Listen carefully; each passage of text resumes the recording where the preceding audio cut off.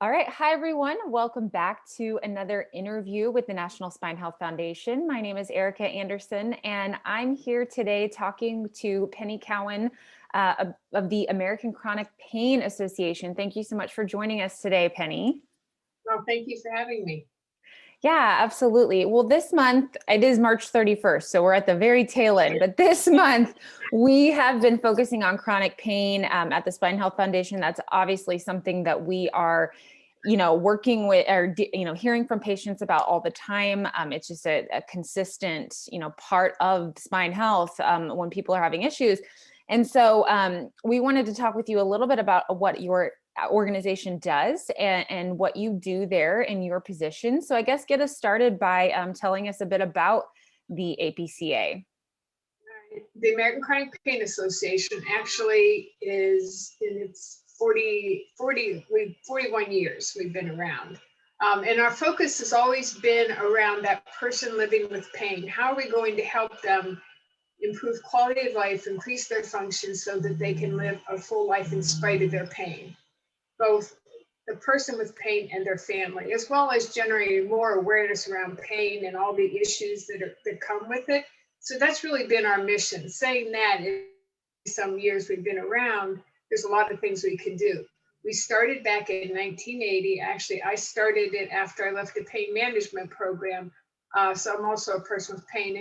And one of the things that I wanted to do was knowing that I went into a pain program at the Cleveland Clinic believing that there was nothing that was ever going to help me manage my pain, and came out many weeks later realizing that you can actually learn how to live with pain, but someone has to teach you. But one of my big fears was, how do I maintain my wellness? I needed to not just do what I was supposed to do while I was in the pain program, but I needed to be able to continue to do and apply all those skills to my daily life. And that's where a lot of the things I've created sort of expanded on those, created new ones. So that's where a lot of the materials that we have came from. We're really focused on that self-management and empowerment. So after 41, it's actually been 42 years, I'm still living as a person rather than as a patient. So I know that there's probably a lot that goes into that, but I'm curious when you say, some of the things that people need to be taught in order to live with pain, what are some of those things? It depends on first of all, it depends on the individual. But one of the most important things is that they have to, there's a point in everyone's journey through the pains continuum that we all go through, that we have to say, we've probably seen enough right now. What we need to do is accept the fact that pain may be a part of our lives. What we hear is so many people who keep looking for an answer, having more surgeries. So I think acceptance for the pain for today. We don't know what tomorrow is going to bring.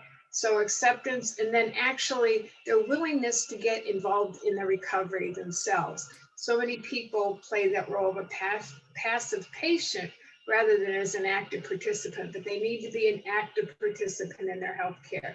And what I'm talking about now are what we call our 10 steps from patient to person. So I'm sort of going through those if you're wondering, why I'm doing it this way. And then we talk about people understanding what their priorities are. What's the most important thing for them? Where do they have a starting point? What's motivating them to even get out of bed in the morning? So we talk about how do you identify your priorities and then narrow them down into goals. And they have to be specific goals that are not too big for people to try to accomplish in a day or so. That's the problem, that pain is never consistent.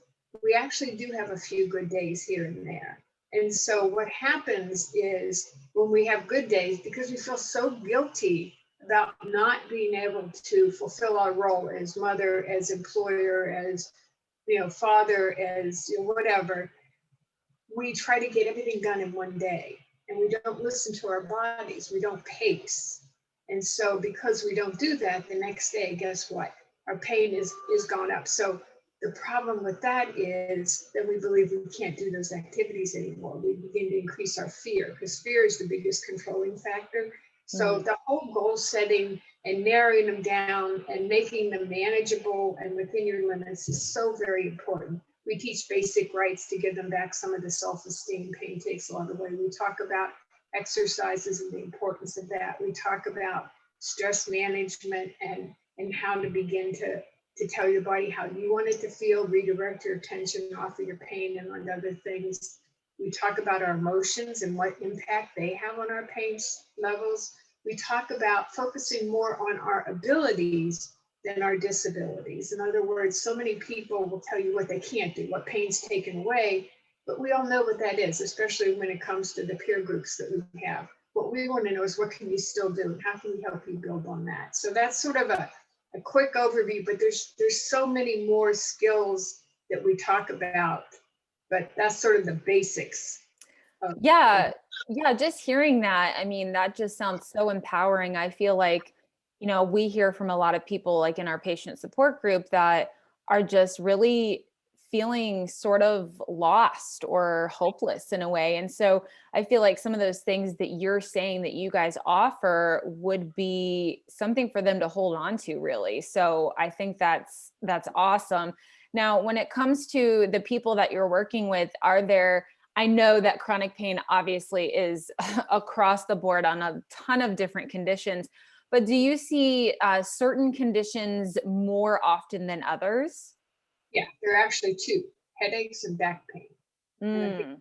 you know, they go sort of hand in hand. And if you look at the stats, you know, one thing I read, your headaches are the most, another one, back pain is the most, but low back pain definitely is at the top of the list. I mean, there's so many people for so many reasons that have low back pain. So that's something that we get a huge number of calls on. And that's why we have a back pain map. And it's an actual interactive tool that people can go in and click on where their pain is. Where does it radiate from the waist down? Where does it radiate from? How does it feel? What makes it worse? What makes it better? How did it start?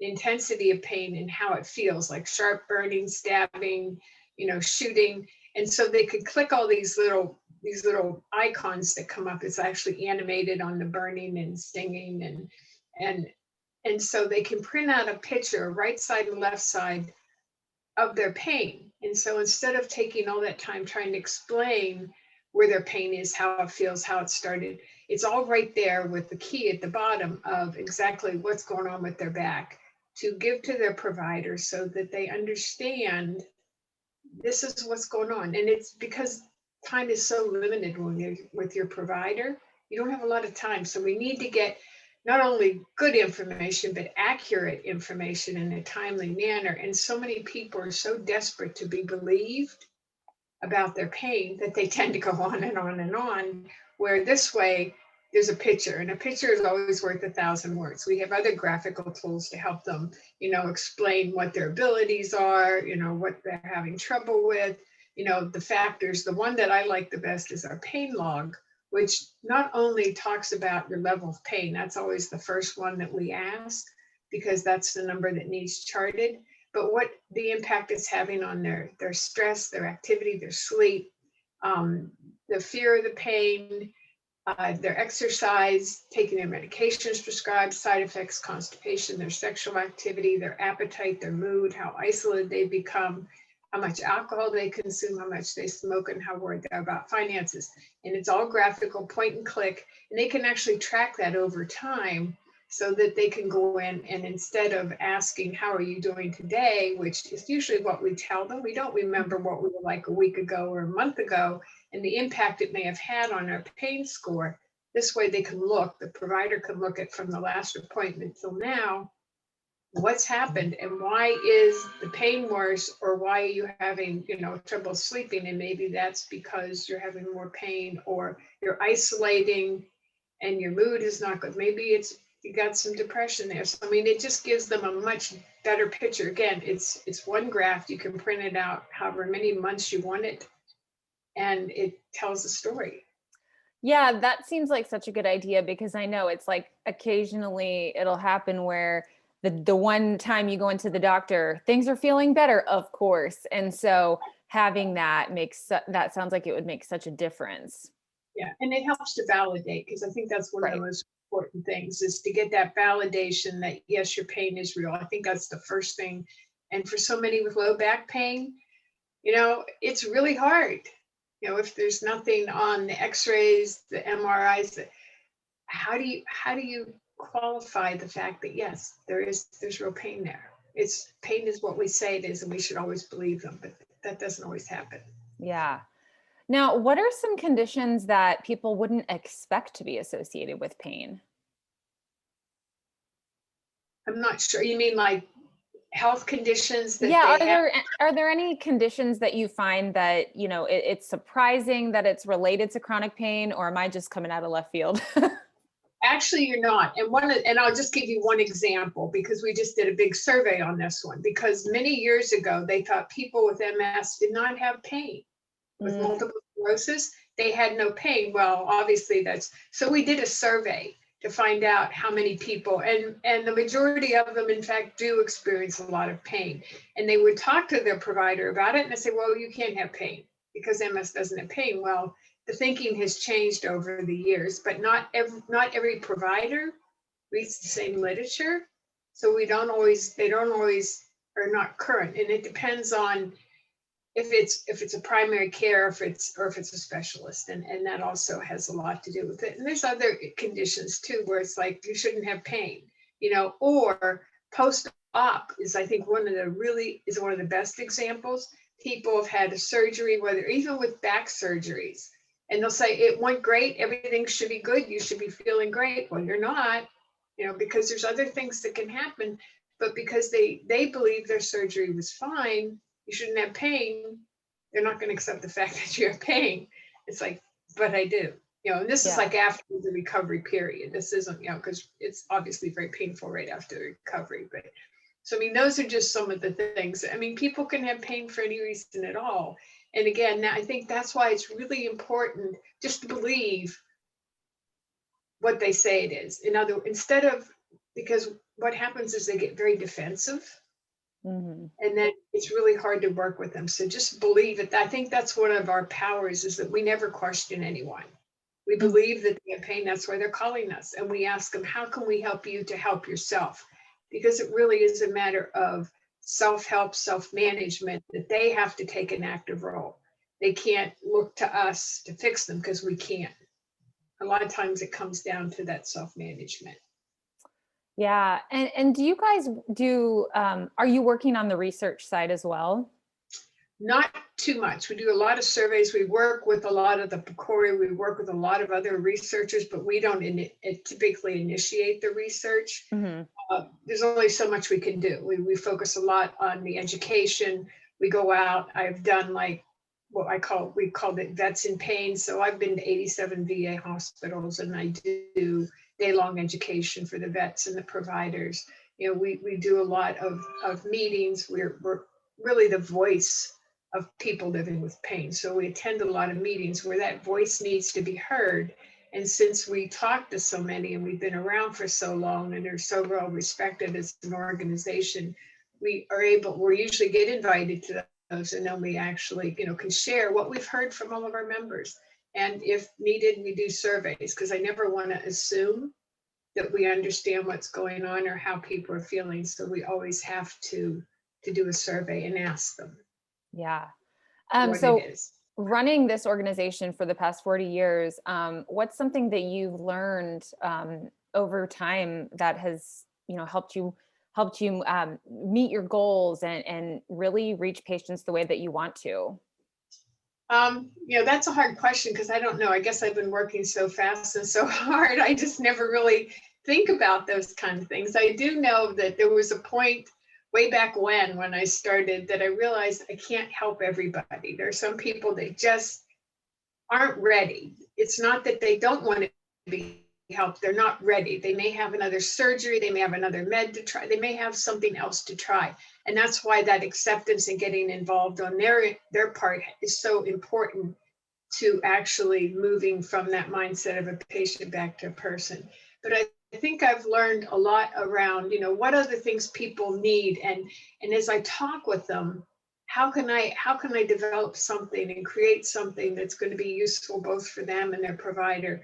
But also, one of the things and I spend a lot of time on this one, is the impact it has on families. So I really didn't know. Well, I'm a person that lives with pain. I don't know what it's like to live with someone who's living with pain.